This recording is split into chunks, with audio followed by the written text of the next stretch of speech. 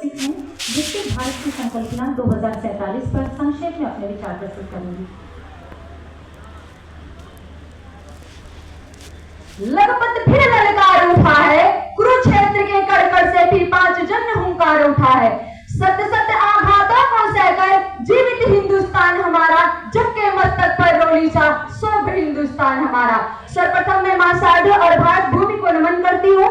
सरलता, सज्जनता और विद्वता की प्रतिमूर्ति माननीय महामहिम राष्ट्रपति महोदया श्री राज्यपाल उत्तर प्रदेश के चरणों में सादर प्रणाम निवेदित करती हूँ। इस सभागार में उपस्थित समस्त महानुभावों को मैं सादर प्रणाम करती हूँ। मैं राधा शुक्ला उपस्थित हूँ आप सभी के समक्ष एक ऐसे विषय पर अपने विचार अभिव्यक्ति हेतु जो हर भारतीय के दिलों की धड़कन है, जिसकी संकल्पना हमारा अधिकार और हमारा कर्तव्य है। विकसित भारत की संकल्पना 2047। सोचिए, जब हमारा राष्ट्र अपनी स्वतंत्रता का 100 वर्ष पूरा कर रहा होगा, उस भारत की कल्पना कीजिए जहां हर नागरिक शिक्षित हो, हर हाथ में रोजगार हो, हर चेहरा खुशियों से चमक रहा हो।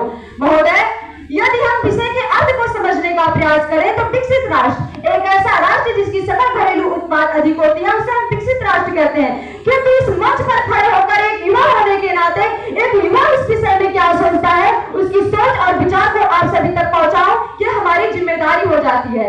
विकसित भारत एक ऐसा भारत जो आर्थिक रूप से मजबूत हो, तकनीकी रूप से उन्नत हो, सामाजिक रूप से समान हो और महिला सौंदर्य, महिला सशक्तिकरण से समझे, महिला सशक्तिकरण से हो और पर्यावरण के प्रति सजग हो।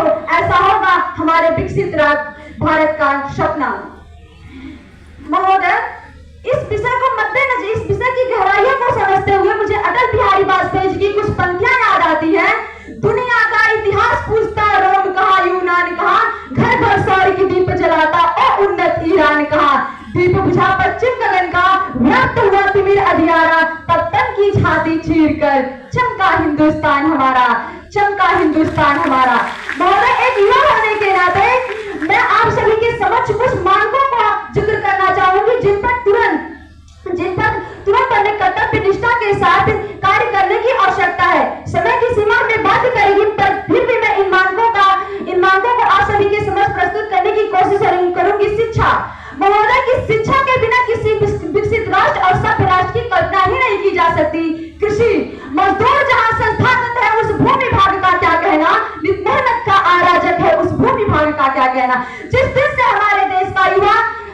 हमारे देश के युवा को उनकी फसल की मेहनत की पूंजी मिल जाएगी, उस दिन से हमारा राष्ट्र विकसित हो जाएगा। अंतिम मानक, अंतिम हम नहीं कहोगे लेकिन महत्वपूर्ण, युवा वर्ग। हमारे प्रेरणा के स्रोत स्वामी विवेकानंद जी कहा करते थे कि यदि हमें 100 जवान युवा मिल जाए तो हम इस देश की दशा और दिशा पलट कर रख देंगे। ऐसे में हम तो 65 करोड़ है। महोदय, जिस दिन से हमारे देश का युवा दृढ़ संकल्पित हो जाएगा, जिस दिन से हमारे देश का युवा शिक्षा, चिकित्सा, ज्ञान, विज्ञान और साहित्य आज के क्षेत्रों से देश की उन्नति के बारे में सोचेगा, जिस दिन से हमारे देश का युवा अपने आंतरिक कौशल और नवाचारों को पहचान लेगा, जिस दिन से हमारे देश का युवा स्वामी विवेकानंद, अटल बिहारी वाजपेयी और मर्यादा पुरुषोत्तम श्री राम के आदर्शों को दिल की गहराइयों से अपना लेगा, उस दिन से उभर रहा होगा हम लोगों के सामने अखंड, अद्भुत, अद्वितीय, मजबूत और सतत विकसित भारत का विकास। अंत में यही कहूंगी, कथानक व्याकरण संजय तो शोभित छंद हो जाए, मेरे इस देश में फिर से सुखद मकरंद हो जाए। मेरे ईश्वर मेरे दाता ये देश मांगता तुझसे, मेरे ईश्वर मेरे दाता ये देश मांगता तुझसे, युवा पीढ़ी संभल करके विवेकानंद हो जाए। जय जवान, जय किसान, जय विज्ञान, जय अनुसंधान, जय जय हिंदुस्तान, जय जय हिंदुस्तान। बहुत बहुत शुभकामनाएं और आपकी ऊर्जा को ईश्वर ऐसे ही बनाए रखें।